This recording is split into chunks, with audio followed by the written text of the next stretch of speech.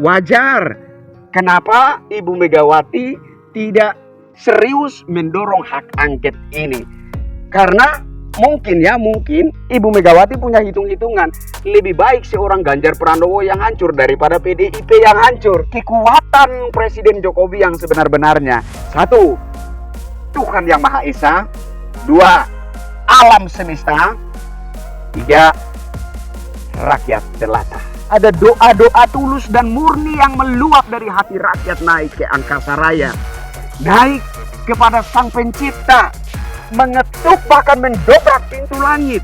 Mendoakan segala berkat dan kebaikan turun ke atas Presiden Jokowi dan keluarganya. Itulah sebenar-benarnya kekuatan yang menopang pemerintahan Presiden Jokowi, sehingga berbagai cara dan upaya dilakukan oleh pihak-pihak pemangku kepentingan, pihak-pihak yang haus kekuasaan, pihak-pihak yang memburu harta dan tahta tidak bisa menjatuhkan Presiden Jokowi. Mari kita dorong hak angket ini agar supaya kita lihat bagaimana nasib partai PDIP.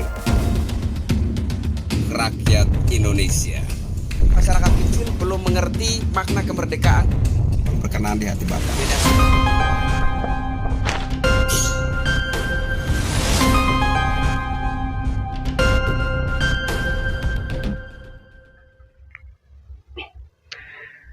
Assalamualaikum warahmatullahi wabarakatuh. Salam sejahtera, shalom, Om Swastiastu, Namo Buddhaya, salam kebajikan.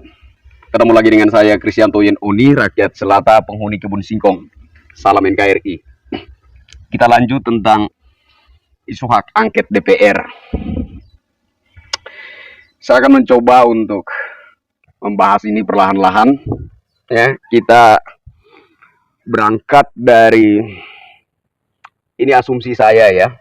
Asumsi saya bahwa hak angket DPR ini pada akhirnya akan menjadi blunder besar. Blunder yang kesekian kalinya dari kubu PDIP, spesifiknya Pak Ganjar Pranowo. Kenapa? Karena saya melihat semacam dari kubu PDIP sendiri, sikap resmi dari PDIP sendiri yang diwakili oleh Ibu Megawati Soekarno Putri semacam ada keraguan besar menggulirkan hak angket ini. Padahal dari pihak-pihak lain ada suara-suara dukungan yang ekstrim. Ada yang membuat karangan bunga begitu banyak ya, mendorong agar PDIP segera mengambil sikap sebagai oposisi dan mendukung penuh wacana hak angket ini.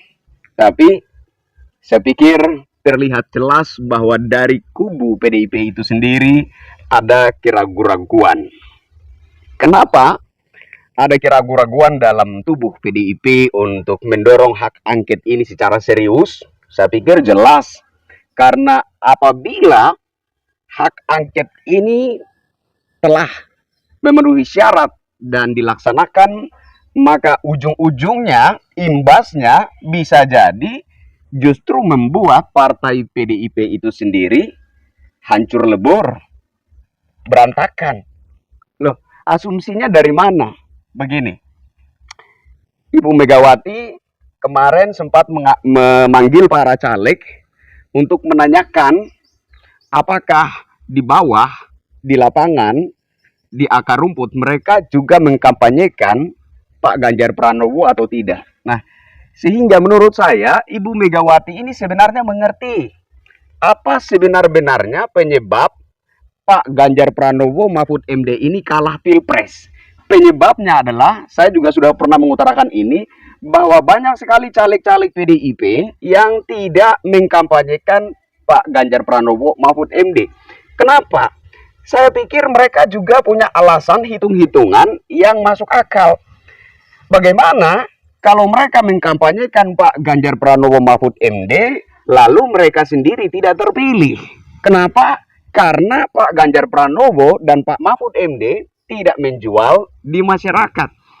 Sebenarnya Pak Mahfud MD ini cukup menjual. Ada banyak sekali masyarakat yang bersimpatik terhadap Pak Mahfud MD, tetapi belakangan ketika beliau dipinang, diambil menjadi cawapres, pendamping Pak Ganjar Pranowo, kemudian juga membangun statement-statement yang sifatnya serangan terhadap Presiden Jokowi, rakyat juga semakin enek.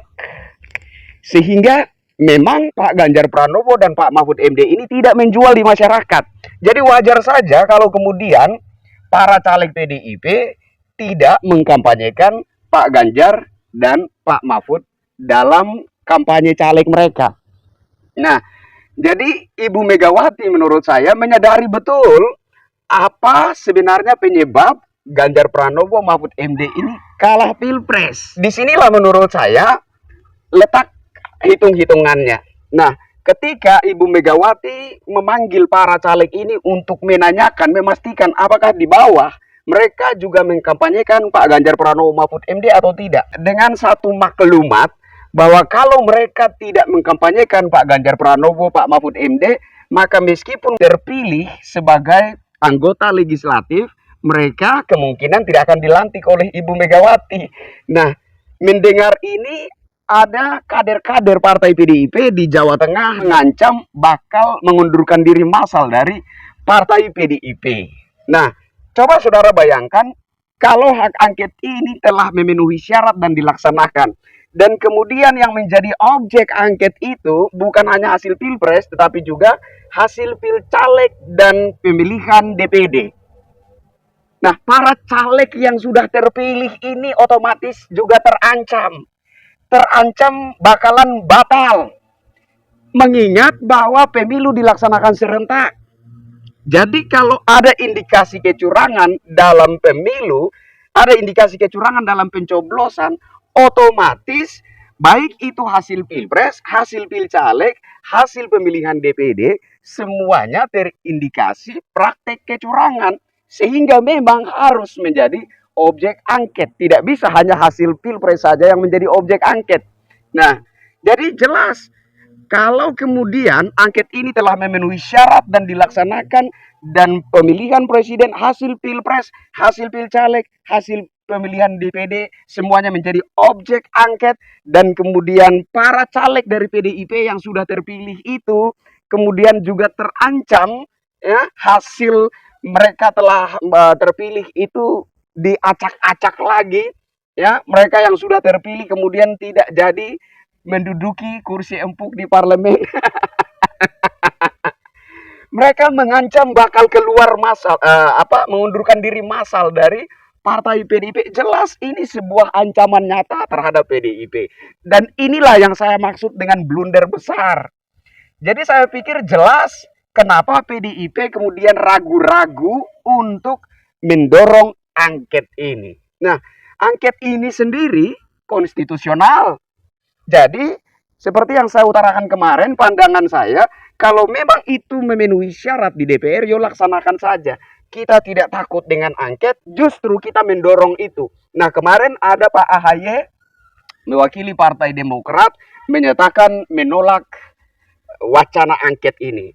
Saya sekaligus ingin menyampaikan kepada partai-partai yang tergabung dalam Koalisi Indonesia Maju mengusung Bapak Prabowo Subianto, Mas Gibran Rakabuming Raka, agar wacana angket itu jangan ditentang. Didukung saja, didorong saja. Tetapi Bapak-bapak, Ibu-ibu, saya juga titipkan, mohon dipertegas agar yang menjadi objek angket itu tidak hanya hasil pilpres, tetapi juga hasil pilcaleg dan hasil pemilihan DPD. Agar supaya kita lihat cerita apa yang akan berlaku kemudian. Apakah itu tidak menjadi blunder besar bagi PDIP? Apakah itu tidak membuat PDIP justru porak-poranda, berantakan? Kita akan saksikan bersama-sama. Jadi saya pikir wajar saja kemudian PDIP itu ragu-ragu mendorong wacana hak angket DPR. Jadi saran saya kembali kepada pihak PDIP, juga kepada Pak Ganjar Pranowo dan para pendukungnya. Ada lebih baiknya kalian terima nasib kalian. Ya, saya pikir jelas Kenapa banyak masyarakat yang tarik kembali dukungannya dari Pak Ganjar Pranowo?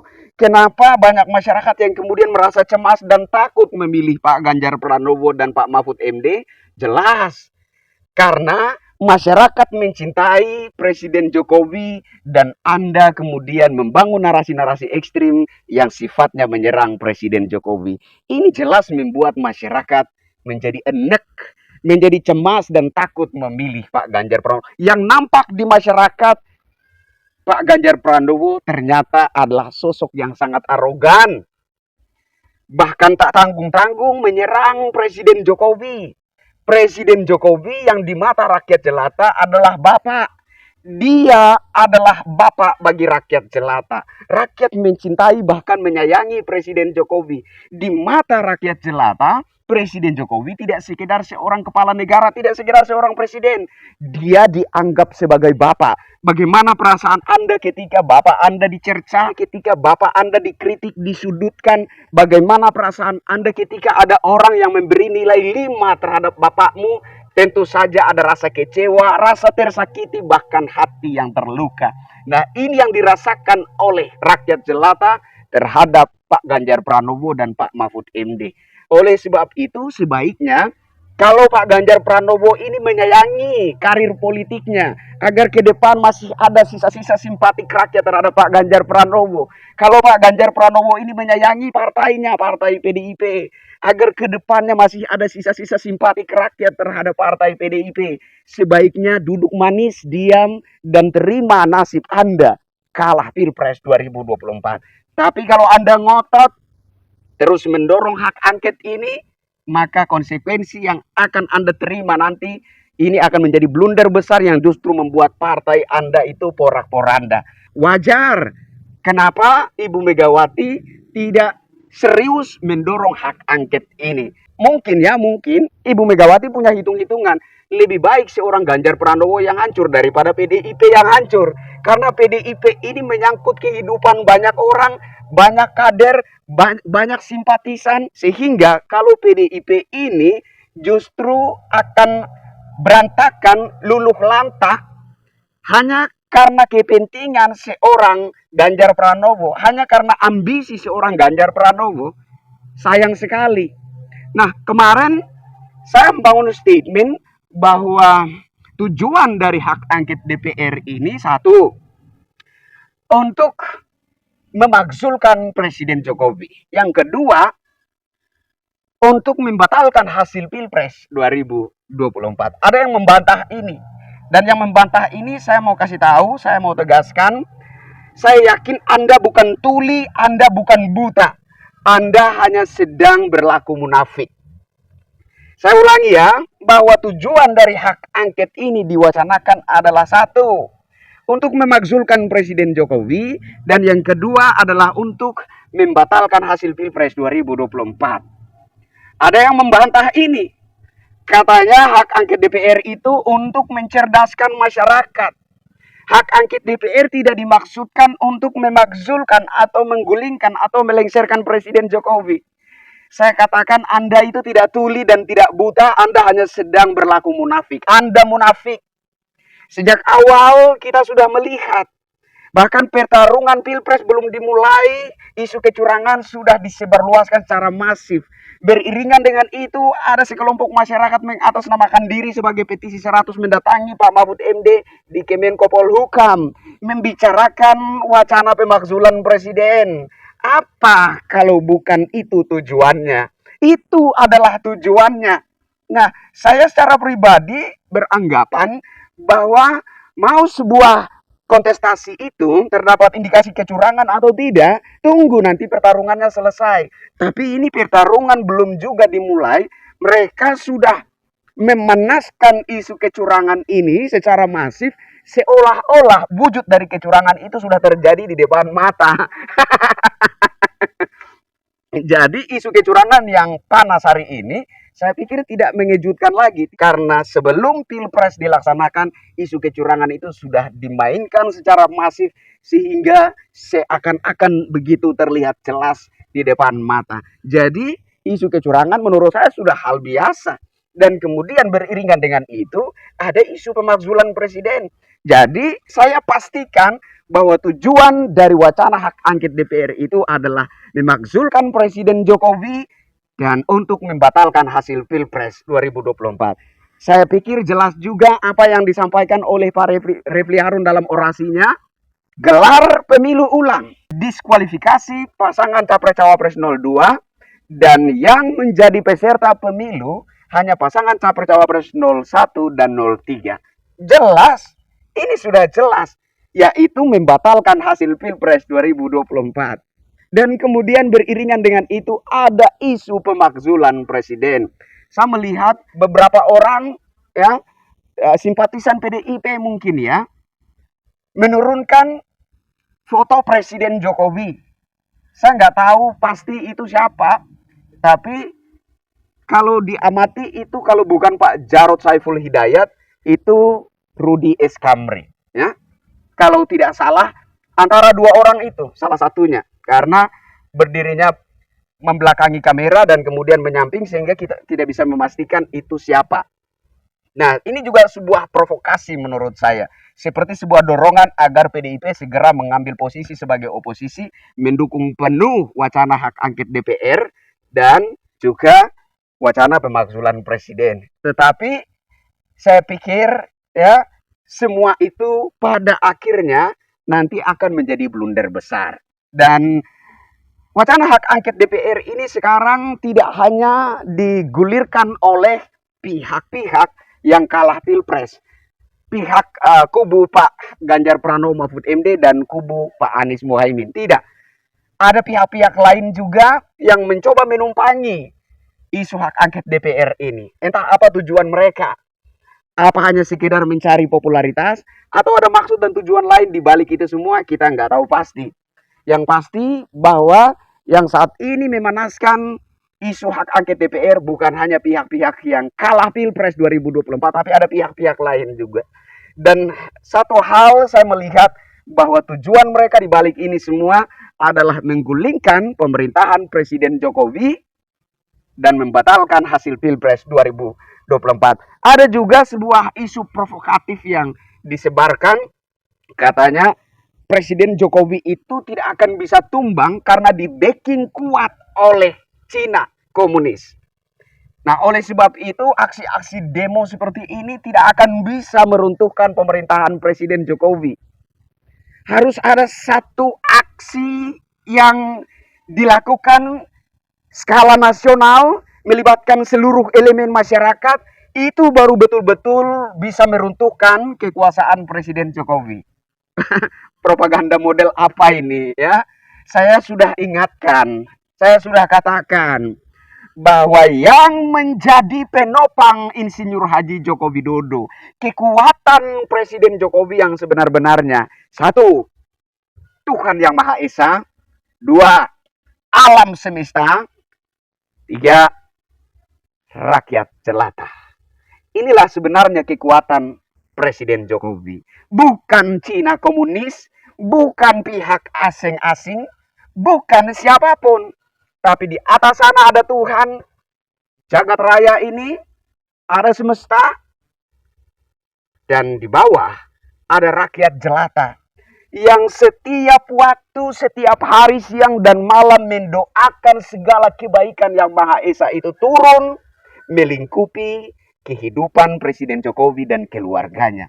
Ada doa-doa tulus dan murni yang meluap dari hati rakyat naik ke angkasa raya, naik kepada Sang Pencipta, mengetuk bahkan mendobrak pintu langit, mendoakan segala berkat dan kebaikan turun ke atas Presiden Jokowi dan keluarganya. Itulah sebenar-benarnya kekuatan yang menopang pemerintahan Presiden Jokowi, sehingga berbagai cara dan upaya dilakukan oleh pihak-pihak pemangku kepentingan, pihak-pihak yang haus kekuasaan, pihak-pihak yang memburu harta dan tahta tidak bisa menjatuhkan Presiden Jokowi.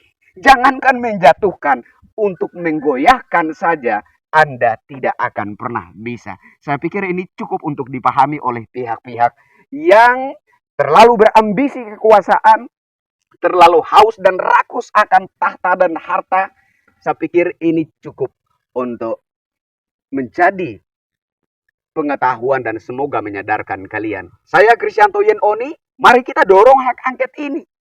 Mari kita suarakan kepada partai-partai yang tergabung dalam koalisi Indonesia Maju untuk juga mendorong wacana hak angket ini.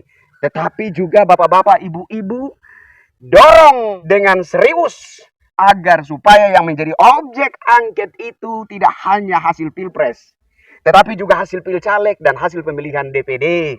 Karena itu dilaksanakan serentak dan ruang pencoblosan hanya satu, yaitu bilik suara pencoblosan. Maka apabila salah satu di antara ketiga itu terindikasi praktek kecurangan, otomatis ketiga-tiganya terdapat indikasi praktek kecurangan. Mari kita dorong hak angket ini agar supaya kita lihat bagaimana nasib partai PDIP ke depan. Biarlah itu menjadi sinetron politik baru, menjadi tontonan kita bersama.